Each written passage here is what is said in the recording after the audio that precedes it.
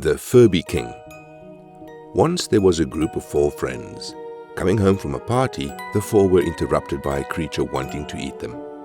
It usually acted by luring them into dark, isolated places, by mimicking the voices of their loved ones. It had a rising number of kills due to its ability to move from abandoned place to abandoned place. And when it caught people off guard, it was strong enough to grab them, cripple them, and later consume them.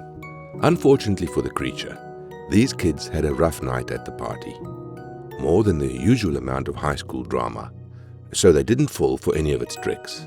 And had the creature just given up, the kids would have gone home with a creepy story to share with their other friends. But the creature was on the verge of starvation, having low pickings for prey due to a bad choice in hunting grounds. So it kept picking at them. And all it succeeded in doing was just pissing the teenagers off. The result? A burned down warehouse and a creature stunned, dragged out the burning building with rope and attacked with shovels. All on film, edited by one of the teenagers and put on the internet. It wasn't a glorious end for the corner creature. And the kids were made to sign NDAs, and they were told the truth about the creature they found by the agency, mainly because of how they acted and the wit they used to dispatch the corner creature with. They were flagged as future potential recruits. The boy who had recorded the incident were even given a pair of glasses that some of our field agents use. Stylish but simple, with a hidden camera that could record for a long time.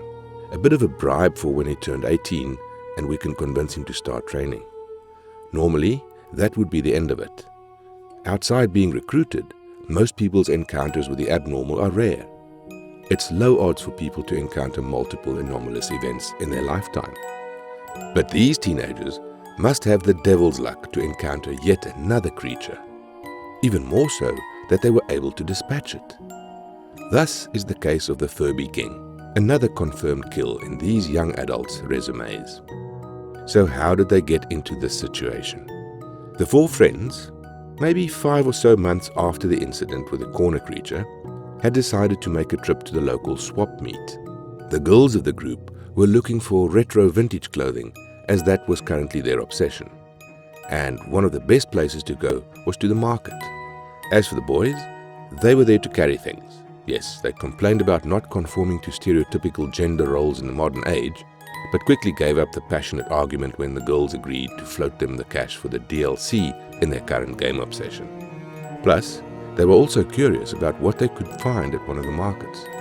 It wasn't just all clothing and furniture, so browsing through the offerings, one of the boys came across a toy he remembered his parents musing about.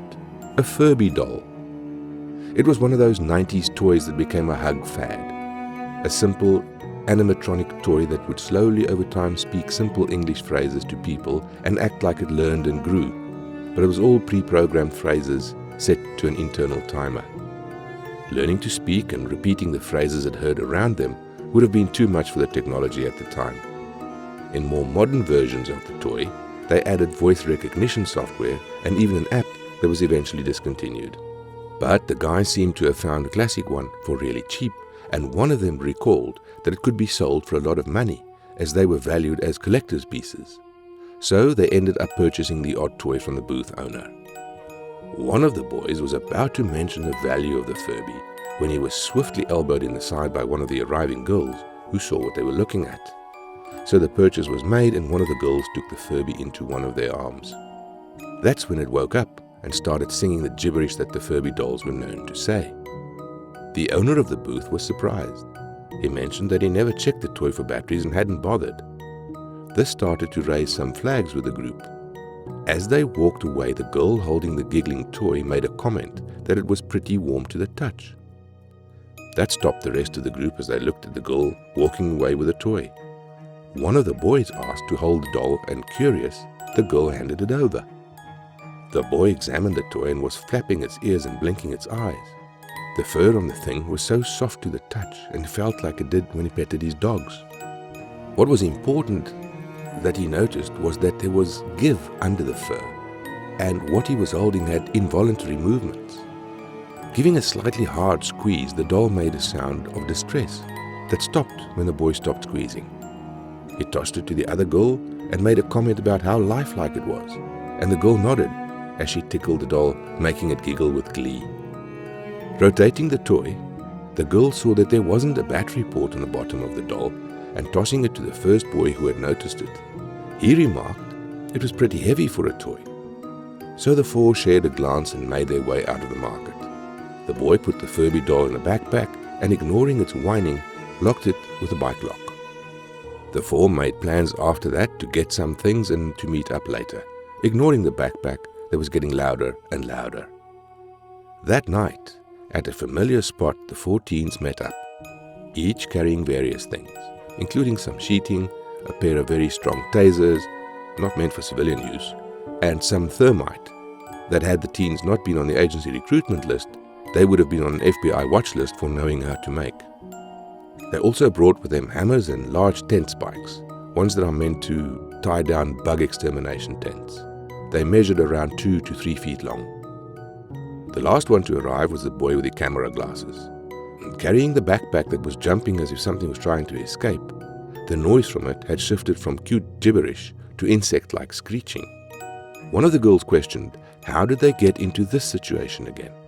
All they wanted was a pretty sundress. The boy shrugged and said she must have done something bad in her past life, because both times it was her that prompted these incidents. They said it with a teasing tone, but the girls still called them all jerks for pointing that out. The last girl had finished setting up the sheets and had put on welder's goggles. At the others' looks, she complained that the thermite gets bright and she didn't want to damage her eyes. Realizing she had a point, the others held their hands out where she handed them matching goggles. And the last boy handed each of them impromptu body armor, masks included, that he made from spare dirt biking leathers. When everyone was dressed in the protective gear, the one holding the squirming backpack asked if the others were ready, because as he spoke, the backpack he was carrying was ripping. He had already triple wrapped it in gorilla tape in order to keep it together, and even the tough material was ripping. Everyone gave a signal that they were ready, and he drop-kicked the bag away, getting it a good distance. One of the girls commented that he could have just tossed it, and to that he responded it was less fun that way. The impact of the backpack on the wall made the creature inside go berserk, and it fully expanded from its camouflaged look, making the bag explode in the process. The Furby doll looked at the teens with glowing golden eyes as it screeched angrily. It sounded as if a whole hive of hornets was kicked. Slowly the creature began to transform, unfolding mass from somewhere, getting bigger and bigger as numerous spider-like legs started emerging. That was as far as it got, because the teens didn't let it finish fully transforming. Using the police-issued tasers, the ones that fired like a gun, the girls shot the evil-looking creature, subjecting it to enough voltage that it collapsed to the ground with a pained screech. The girls would alternate firing the non-lethal weapons, keeping the transforming Furby stunned. As they did so, the boys went to work. They took the 10 spikes and the hammers and with quick moves spiked them through the creature's body, hard enough to spike through the aged cement of the factory they were fighting the creature in. Pink fuchsia blood stained over the boys' clothes, and it smelled like the stuff in stomach medicine, mixed with expired orange juice. The action drove the creature into a berserk frenzy, making it move all sorts of ways. The action did remove the prongs of the taser, but the monster was pinned to the ground like a butterfly display. The attacks had weakened it enough that it couldn't pull itself off the numerous 10 spikes the boys had hammered into it. Stepping back when they confirmed the creature wasn't going to be attacking them anymore, the boys gagged when they smelled themselves. This made the girls laugh, and a brief, silly moment where the goopy boys chased the girls around to get the goop onto them as well. Eventually, the fun came to an end when the girls gave up and accepted messy creature blood-stained hugs from the boys, and the group of 4 went back to the thrashing monster. They got serious when one of the girls mentioned they should finish up, so what they did was light the thermite and lit the creature on fire. The noise produced when they set it on fire was so high-pitched that had the warehouse had any intact windows, they would have been shattered by the noise. The Furby monster didn't stop trying to attack the group of 4 even as it burned to death. Just to make sure, they lit it aflame 3 more times until most of its body was ash. When that was done, they swept up the ashes onto the sheet and sealed it up in a large storage container. All done, the boy closing the lid brought up a good question. Why didn't we just call those government types to pick it up? The other three looked at him and slapped their heads.